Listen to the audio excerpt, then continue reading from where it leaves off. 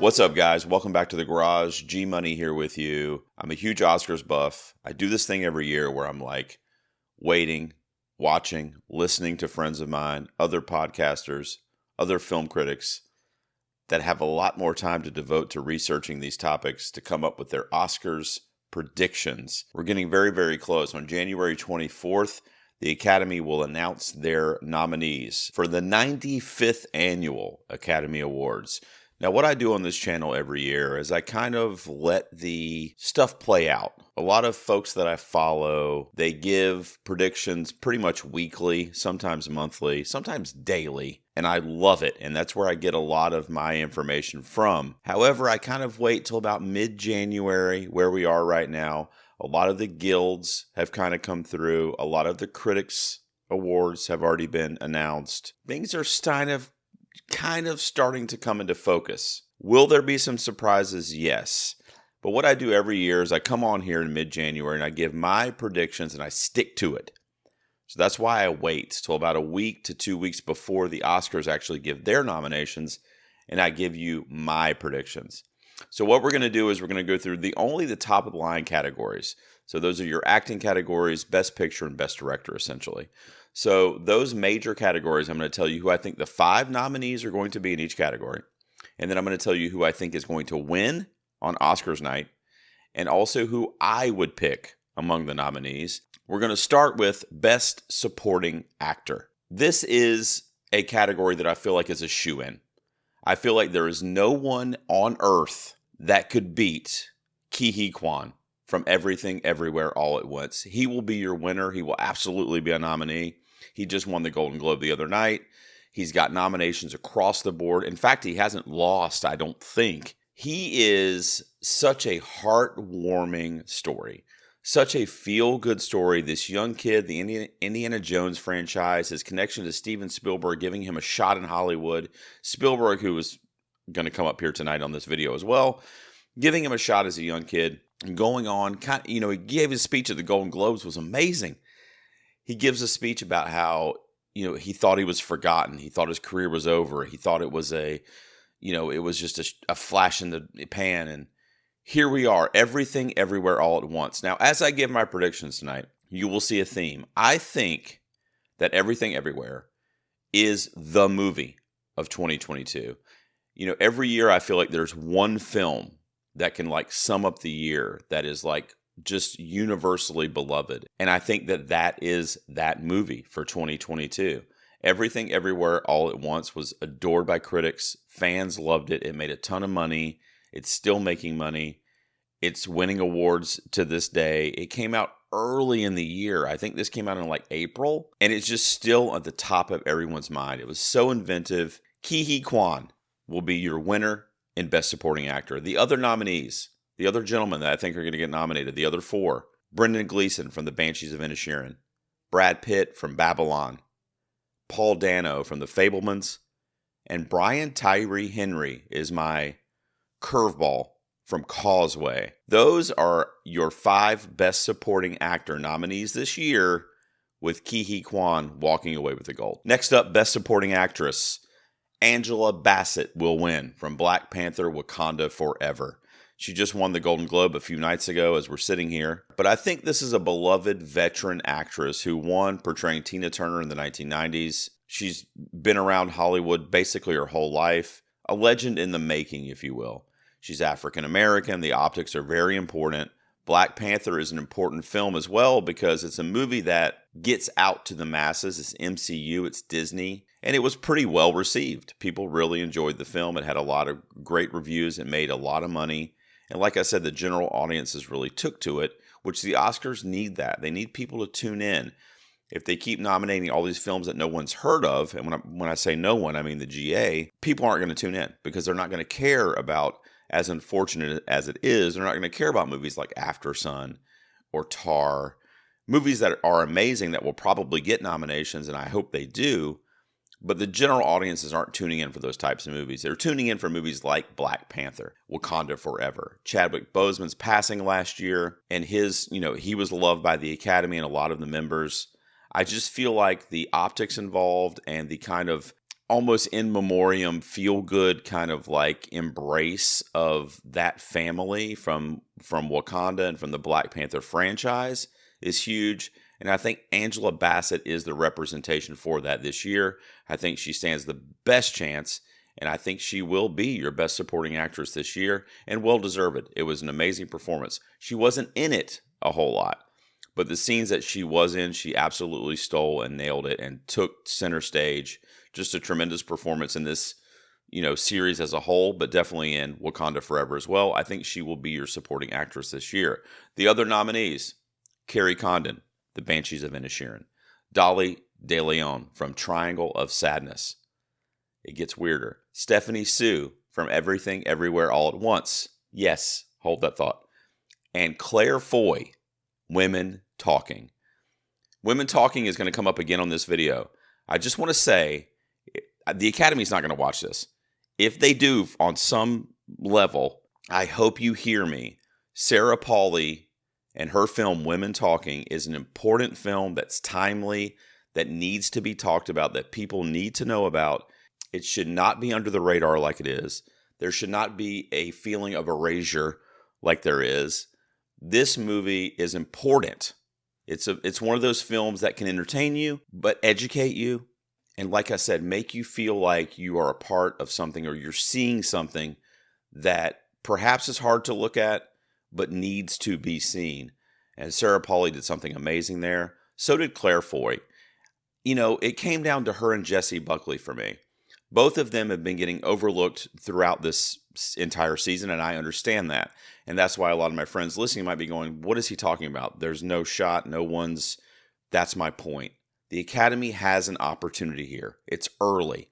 Academy voting just started actually today as we're recording this.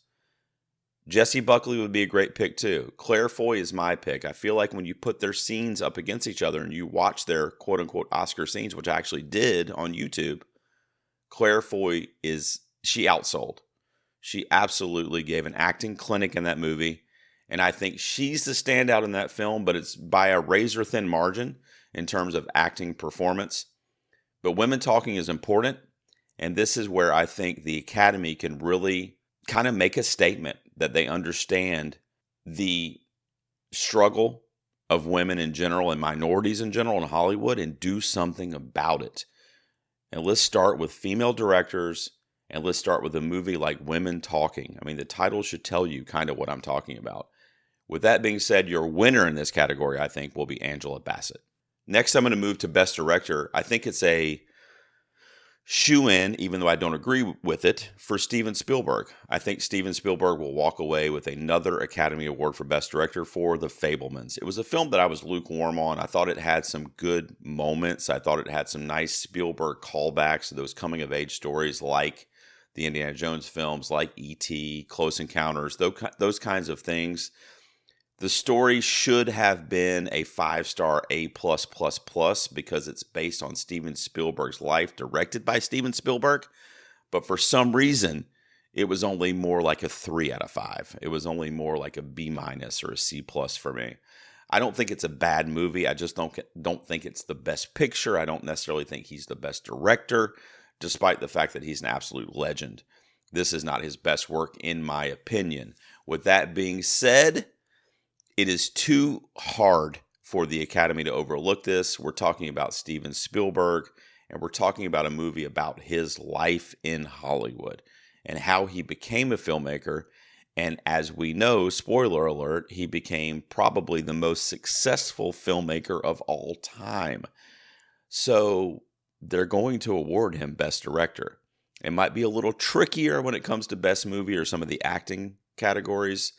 Maybe John Williams might be a little trickier in the music department. But for Best Director, I think it's hands down Steven Spielberg this year. The other nominees that will join him for Best Director: the Daniels for Everything Everywhere All at Once, Todd Field for Tar, Sarah Polley for Women Talking, Yes, Please, Academy, and Edward Berger for All Quiet on the Western Front is my 5th Best Director nom that slides in there. All Quiet has been getting a ton of attention in the last 2 weeks. Prior to that, where was Netflix? Where was any of the promotion, any of the marketing? Because this film, from a war film perspective, is unparalleled since maybe we're talking about Spielberg, since probably Private Ryan. Have I seen 1917? Maybe. But this war film floored me. I know it's a remake, but that also plays in a little bit, I feel like, because it was an Oscar winner and nominated film itself back in, I think, the 1930s. The film has an illustrious kind of history with the Academy, and they love war epics. The score in this film, the direction, the way it was shot, the cinematography, the acting, which won't get nominations but was tremendous, is absolutely stellar, uncanny, unrivaled for that genre of film. I think it's going to get into Best Picture. We'll get there in a second. And I think it starts with Best Director for Edward Berger. Your winner here is Spielberg. For Best Actor, the winner is going to be Colin Farrell. This guy, this year alone, put out 4 films that you could have nominated him for any of them, and I would have said, yeah, okay, I get that. What he's going to get nominated for and win here is going to be The Banshees of Inisherin. He was also in After Yang. He was the Penguin in The Batman this year, an amazing transformation. And not only that, his career in Bruges, a lot of other things this guy's done are just phenomenal. And he's so passionate about movies and about the art of acting. And the Academy sees that. You know, his Golden Globe speech was out of this world. He accepted other awards on behalf of Brendan Gleeson, his supporting actor. And, you know, those were out of this world. He's so charismatic. He's himself. Nothing scripted for him when he's giving these speeches. It's just from the heart. He's just so excited to be there, like a kid going to Disney World for the first time when he's on stage being, you know, recognized for what he loves to do, which is acting. He will be your winner this year, although this is a very, very tight race, and I'm literally guessing. My guess is Colin Farrell, but here's his other nominees that will join him for Best Actor. Brendan Fraser for The Whale, Austin Butler for Elvis, Tom Cruise for Top Gun Maverick, and Bill Nye for Living. Living I have not seen, the only movie that I'm talking about tonight that I haven't actually seen. My pick in this category is Austin Butler. I'm a giant Elvis fan. I love what Butler did in that movie. I love the recreation of the concert scenes, the music footage. We just lost Lisa Marie, Elvis's daughter, as I'm recording this like an hour ago, which really messed me up. I'm just connected to the legacy of Elvis and seeing Baz Luhrmann's manic, frantic, colorful vision brought to screen. There were parts of it I wasn't crazy about, but on the whole, I just loved what Austin Butler did with this role, and that's what we're talking about here. He's a newcomer. He's brand new. He's done virtually nothing. That's why I don't think he'll be recognized by the Academy. When you look at somebody like Colin Farrell, who has just acted hand over fist amazing roles, it's time to give him something, much like Leo in The Revenant. You know, I don't like when the politics and the resume kind of build into the win. It should be about the performance itself, but I'm making my predictions here. And my prediction is Colin Farrell because of the reasons I said, even though Butler would be my personal choice. For Best Actress, another crazy category. I think your winner, and I'm saying I think because I don't really know, I'm crossing my fingers also because she's also my pick, is Michelle Yeoh from Everything Everywhere All at Once. I think she's going to win the Academy Award this year. I think it's going to be a really close vote between her and Cate Blanchett. If you ask me a week, I'm filming this video now, it's going to be on YouTube. But if you ask me a week from now, I might say Cate Blanchett. It's literally neck and neck. You know, I think Michelle Yeoh's kind of like struggle in Hollywood to be recognized, to be seen, and to now be on the center stage and be in this movie that, like I said, is the movie of 2022. It's America's film. It's a film that if you didn't like it, I don't understand. I don't know what thought process would go into that. And Michelle Yeoh leads it. She is the foundation, the pillar. Everything revolves around her. No pun intended. The universe is around her in this film. And just such a touching, tender, funny performance. Funny at times, hilarious. But also just such a well-rounded, diverse performance that has to be recognized. You know, Everything Everywhere reminds me a lot of Parasite in 2019. It's the movie that if it wins, which I hope it does, whether it's acting or whatever, people are going to rally around that. Nobody's going to go, "What are you thinking, Academy?" Everybody's going to be like, "Yes, absolutely, everything, everywhere, of course." Michelle Yeoh is your winner for Best Actress. She'll be joined by Cate Blanchett, like I mentioned, from Tar. Are you ready? Are you sitting down? Ana de Armas from Blonde. Yes. Blonde is a horrendous film, an absolute attack on the legacy of Marilyn Monroe that literally infuriated me while I was watching it. I actually had the benefit of watching it at home on Netflix. I didn't see it in the theater. So I literally had to pause it on multiple occasions and kind of walk away and come back to it. I finished it in like 4 or 5 sittings because I couldn't sit through they were just killing her legacy, her memory, her career. I hated the movie. But Ana de Armas really did become Marilyn Monroe. There's some scenes in that movie that you would think you were watching stock footage of Marilyn or Norma Jean. She absolutely embodied the role. She killed the performance. And I think because of what she went through a little bit in that production and seeing the final product not turning out to be what we had hoped it to be might play a little bit into the Academy's votes as well. I don't think she's going to win. She can't beat Blanchett. She can't beat Yeoh.